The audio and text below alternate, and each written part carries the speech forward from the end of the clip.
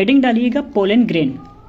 देखिए pollen grain इसमें क्या होता है, इसमें आपके दो वॉल देखने को मिलेगा, एक को कहते हैं एक्साइन और एक को कहते हैं इंटाइन, ठीक है। और जो इंटाइन है वो इनर लेयर होता है और एक्साइन आउटर लेयर होता है।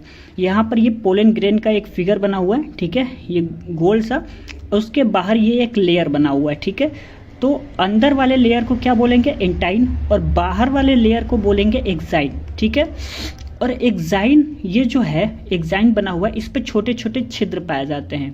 क्या, एक्साइन पर छोटे छोटे छिद्र पाए जाते हैं जिससे हम जर्म पोर कहते हैं। ध्यान रखिएगा, ये सारी बातें आपको अभी इंग्लिश में लिखवाई जाएंगी, ठीक है। तो अभी आप फिगर को देख लीजिए। एक्साइन पे छोटे छोटे छिद्र पाए जाते हैं जिससे हम जर्म पोर बोलते हैं, और अंदर वाले को इंटाइन जिसे इनर लेयर, और बाहर वाले को एक्साइन यानी आउटर लेयर कहा जाएगा। जो एक्साइन है वह स्पोरोपोलेनिन से बना होता है जो कि आउटर लेयर है, ठीक है। और इंटाइन पेक्टिन एंड सेल्यूलोज से बना होता है। समझ में आ गया आपको, इंटाइन किससे बना होता है, तो पेक्टिन एंड सेल्यूलोज से बना होता है। अभी मैं लिखवाऊंगा आपको, इससे अच्छा आप फिगर को ध्यान रखिएगा क्योंकि बायो में फिगर काफ़ी ज़्यादा इंपॉर्टेंट होता है, आप सभी को पता होगा, तो उसको याद रखेंगे तो लिखने में काफ़ी ज़्यादा हेल्पफुल होने वाला है। और एक्साइन जो कि आउटर लेयर है वो स्पोरोपोलेनिन से बना होता है। चलिए आगे बढ़ते हैं। इसके दो सेल भी होते हैं, पोलन ग्रेन के दो सेल भी होते हैं। कौन कौन से, एक होता है वेजिटेटिव सेल, एक होता है जनरेटिव सेल। जनरेटिव सेल जिसे छोटा सेल, और वेजिटेटिव सेल ये होता है बड़ा सेल, ठीक है। यहाँ पर ये फिगर में आप देख सकते हैं, ये बाहरी वाला परत और ये अंदर वाला परत। अंदर वाले परत को अभी मैंने बताया था क्या बोलते हैं, तो एंटाइन बोलेंगे। क्या क्या बताया था, एंटाइन। और बाहर वाले को क्या बताया था, बाहर वाले को मैंने बताया था एक्साइन।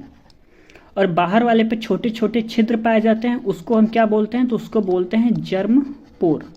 यही तो बताया था अभी मैंने। चलिए आगे बढ़ते हैं। पोलन ग्रेन के अंदर दो सेल, कौन कौन से, वेजिटेटिव सेल और जनरेटिव सेल। चलिए इसके बारे में अब हम एक एक करके बात कर लेते हैं। पोलन ग्रेन मैंने पोलन ग्रेन मैंने हेडिंग डलवाया, आपको मैंने फिगर के माध्यम से समझा दिया। अब हम क्या करते हैं, एक एक पॉइंट लिख लेते हैं। पोलन ग्रेन का स्ट्रक्चर क्या है, साइज क्या है, वॉल कौन कौन से हैं और उसके बारे में, ठीक है। तो सबसे पहले हेडिंग डालिएगा स्ट्रक्चर। स्ट्रक्चर इसका स्फेरिकल होता है। साइज की बात करें तो 25 से 50 इन डायमीटर इसका साइज हो जाएगा। और इट हैज़ 2 लेयर्ड वॉल। कौन कौन से, एक्साइन एंड इंटाइन। मैंने बताया था एक्साइन एंड इंटाइन। इंटाइन आपका इनर लेयर जो कि पेक्टिन एंड सेल्यूलोज से बना है, और एक्साइन आउटर लेयर पार्ट है जो कि स्पोरोपोलेनिन से बना हुआ है। चलिए हेडिंग डालिएगा एक्साइन। एक्साइन के बारे में पढ़ लेते हैं। इसके बारे में पढ़ना क्या है आपको पता तो लग ही गया होगा, इसको आप ट्रांसलेट करके लिख भी सकते हैं। It is made up of sporopollenin और it is the outer layer, ठीक है। बात कर लेते हैं स्पोरोपोलेनिन के बारे में। तो ये हाईली रेजिस्टेंट ऑर्गेनिक मटेरियल होता है। ध्यान रखिएगा, स्पोरोपोलेनिन ये क्या होता है, हाईली रेजिस्टेंट ऑर्गेनिक मटेरियल होता है। इसके बारे में कुछ और पॉइंट देख लेते हैं। दूसरा पॉइंट कह रहा है it can withstand high temperature and strong acid and base. यानी क्या, यह उच्च तापमान और स्ट्रॉन्ग एसिड आधार का सामना कर सकता है। ध्यान रखिएगा। अगला पॉइंट कह रहा है enzymes can not degrade sporopollenin, ठीक है। यानी क्या एंजाइम है वह अलग नहीं कर सकता, स्पोरोपोलेनिन को अलग नहीं कर सकता है। Exine has an aperture called germ pore.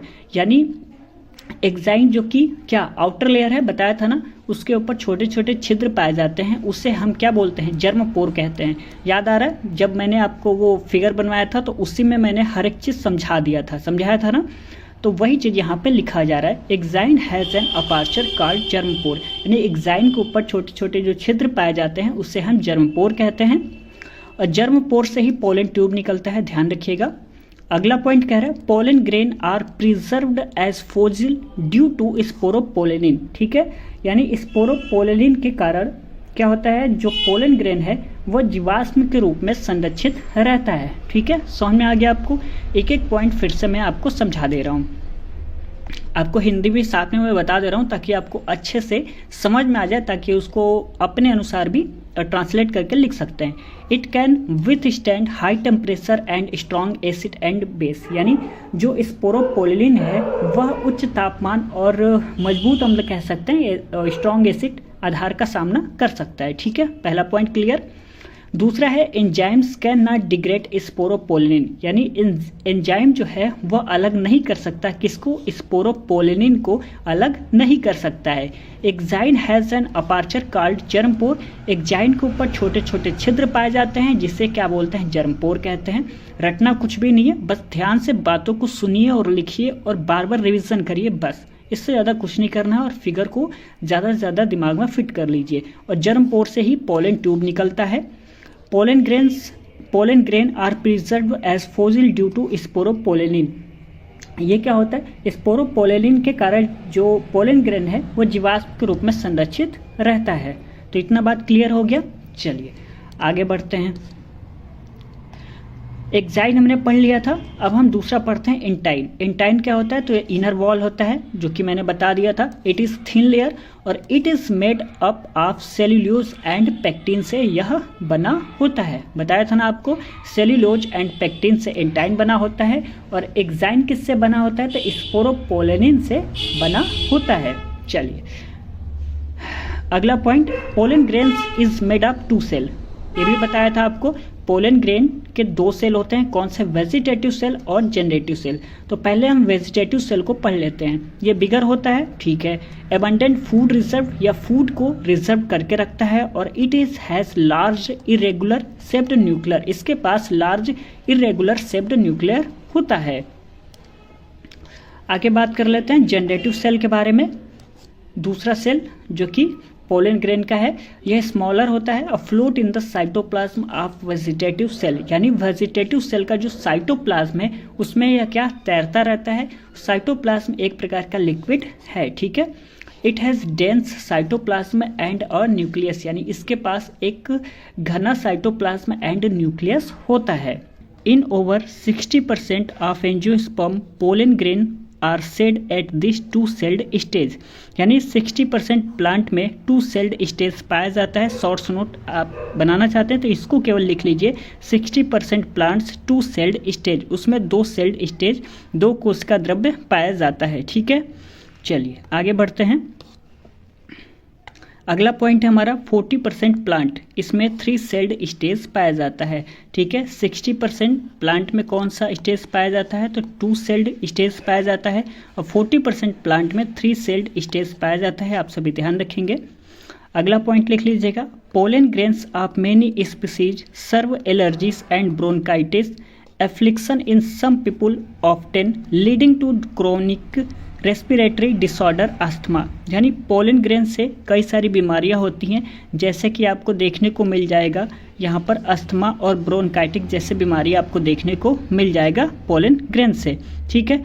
It may be mention that parthenium और carrot grass that came into India.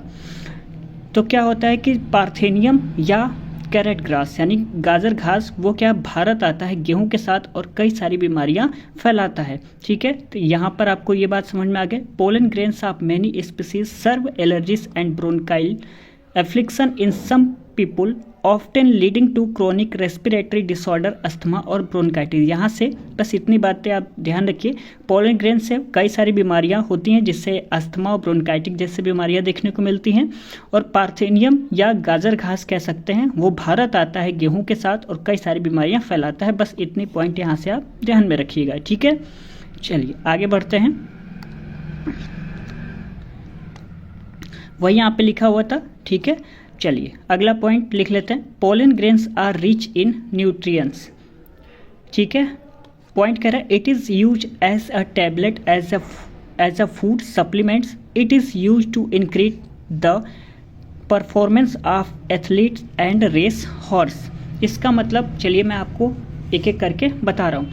Point कह रहा है pollen grains are rich in nutrients, ठीक है, यानी पोलन ग्रेन्स काफ़ी ज़्यादा न्यूट्रिएंट्स में अच्छे होते हैं। इसका उपयोग कहाँ पे किया जाता है पोलन ग्रेन का, तो वो एक टैबलेट के रूप में या तो फूड सप्लीमेंट के रूप में इसका मतलब सेवन हम कर सकते हैं। दूसरा पॉइंट कह रहा है it is use to increase the performance, अपने परफॉर्मेंस को बढ़ाने के लिए पोलन ग्रेन का यूज कर सकते हैं। इसको एथलीट और रेस हॉर्स में इसका प्रयोग किया जाता है, यानी एथलीट जो लोग होते हैं वो पोलन ग्रेन्स का सेवन करते हैं। यह आपको टैबलेट के रूप में आपको देखने को मिल सकता है और फूड सप्लीमेंट के रूप में इससे हम उपयोग में कर सकते हैं। तो ये बातें आपको समझ में आ गई।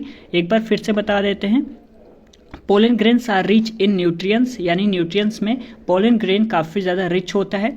इसका उपयोग हम टेबलेट और फूड सप्लीमेंट के रूप में कर सकते हैं और इसका जो यूज है पोलन ग्रेन्स का वो परफॉर्मेंस बढ़ाने के लिए इसका उपयोग किया जाता है। ज़्यादातर एथलीट जो होते हैं वो इसका प्रयोग करते हैं और रेस हॉर्स में इसका प्रयोग किया जाता है। चलिए आगे बढ़ते हैं। उम्मीद करते हैं आप सभी नोट्स बना रहे होंगे, तो बहुत अच्छी बात है। वायबिलिटी ऑफ पोलन ग्रेन्स, इसका मतलब क्या है? तो देखिए, जो फीमेल पार्ट होता है फ्लावर का, जो फीमेल पार्ट होता है उस पर जो एंथर ठीक है, जैसे ये मान लेते हैं आपका फीमेल पार्ट हो गया, ठीक है, ये फीमेल पार्ट हो गया। यहाँ से एक स्टेमेन जो गया है ये आपका एंथर हो गया और एंथर में ही क्या पोलन ग्रेन यहाँ पे भरा हुआ है। तो जो पोलन ग्रेन सेड होकर यहाँ पर गिरता है, कहाँ पर? यहाँ पर। तो ऊपर वाला पार्ट क्या कहलाता है? स्टिग्मा, उस पर गिरता है। तो यानी वो कितने देर तक जीवित रहता है ये बात यहाँ पर कही जा रही है, वायबिलिटी ऑफ पोलन ग्रेन्स का मतलब, ठीक है। समझ में आ गया आपको? पोलन ग्रेन्स फीमेल पार्ट पर आते ही वो कितने देर तक जीवित रहता है ये बात यहाँ पर की जा रही है, वायबिलिटी ऑफ पोलन ग्रेन्स का, ठीक है। पॉइंट कह रहा है in some cereals such as rice and wheat lose their viability with 30 minute. इसका मतलब शॉर्ट्स में आप समझना चाहते हैं तो राइस एंड व्हीट में पोलन ग्रेन्स का जो वायबिलिटी है वो होता है 30 मिनट तक ये केवल जीवित रह सकते हैं।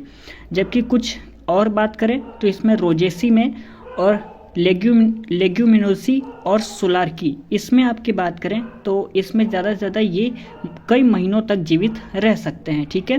रोजेसी हो गया और लेग्यूमिनोसी में इसमें दाल वाले पौधे देखने को मिलेंगे और सोलार्की में इसमें आपको आलू जैसे पौधे देखने को मिल सकते हैं। इनकी वायबिलिटी होती है कई महीनों तक होती है, ध्यान रखिएगा। आगे बात कर लेते हैं। To store pollen grains for year, यानी पोलन ग्रेन्स को कई वर्षों तक हम स्टोर करके रख सकते हैं। लिक्विड नाइट्रोजन में इसको रख सकते हैं, -196 डिग्री सेल्सियस पर इसे हम रख सकते हैं, ठीक है।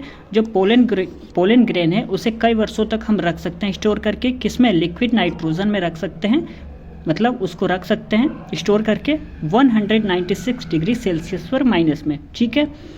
चलिए उम्मीद करते हैं यहाँ तक आपको अच्छे से समझ में आ गया होगा।